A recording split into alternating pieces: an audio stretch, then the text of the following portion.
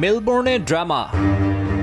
Bouncer থেকে বল যশস্বী জয়সওয়ালের bat বা গ্লাভসে লেগেছে কিনা স্নিকোমিটারে পরিষ্কার কোনো প্রমাণ নেই। তবে প্রযুক্তি ব্যর্থ হলেও শরফুদ্দৌলা ইবনে শহীদ সৈকতের নজর এড়াতে পারেনি তা। টেকনোলজির ফাঁক ফোকরে আটকে ভুল সিদ্ধান্ত নয়। মঞ্চ যেটাই হোক, লড়াই যত হাই প্রোফাইল হোক, ভর্ৎসনা বিতর্ক নিশ্চিত জেনেও বর্ডার গাভাস্কার ট্রফিতে সঠিক এবং সাহসী সিদ্ধান্ত দিতে পিছপা হননি বাংলাদেশি আম্পায়ার। ফিল্ড আম্পায়ার জোয়েল উইলসনকে ডিসিশন বদলাতে বাধ্য করেন সৈকত।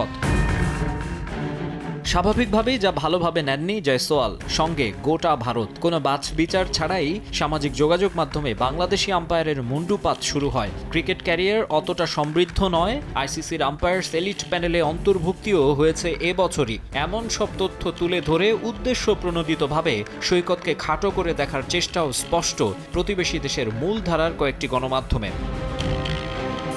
তবে না বুঝে অনেকে হুমড়ি খেয়ে পড়লেও খোদ ভারতীয় অধিনায়ক রোহিত শর্মা স্বীকার করেন আউটই ছিল সেটা। একই সুর অস্ট্রেলিয়ান অধিনায়ক প্যাট কামিন্সের কণ্ঠেও। প্রযুক্তি হিসেব করলে কিছু পাওয়া যায়নি, তবে খালি চোখে মনে হয়েছে বল কিছু একটাই স্পর্শ করেছিল। প্রযুক্তি শতভাগ সঠিক হয় না, এটা নিয়ে বেশি কিছু বলতে চাই না।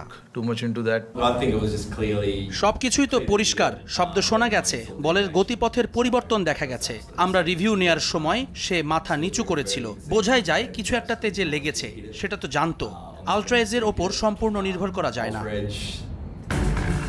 বিজ্ঞজনেরাও রায় দেন শরফুদ্দৌলার পক্ষে। সাবেক অস্ট্রেলিয়ান আম্পায়ার সাইমন টাফেল বলেন, থার্ড আম্পায়ারের সিদ্ধান্ত সঠিক। আম্পায়ার যদি পরিষ্কার ডিফ্লেকশন দেখেন তাহলে প্রযুক্তির সহায়তা নেয়ার প্রয়োজনই আসলে নেই।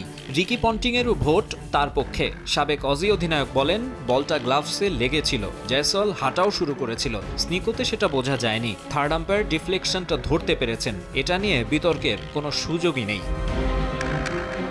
যদিও একচোখা আচরণ করেছেন ভারতীয় গ্রেট সুনীল গাভাস্কার। প্রযুক্তির সিদ্ধান্তকে অগ্রাহ্য করে কেন আউট দেওয়া হলো তা কিছুতেই বুঝতে পারছেন না তিনি। পরিষ্কার ডেভিয়েশনের পরও নাকি জয়সওয়ালকে নট আউট দেওয়া উচিত ছিল। তবে গাভাস্কার হয়তো ভুলে গেছেন ডিসিশন রিভিউ সিস্টেম চালুই করা হয়েছে সিদ্ধান্তকে আরো নিখুঁত করার জন্য।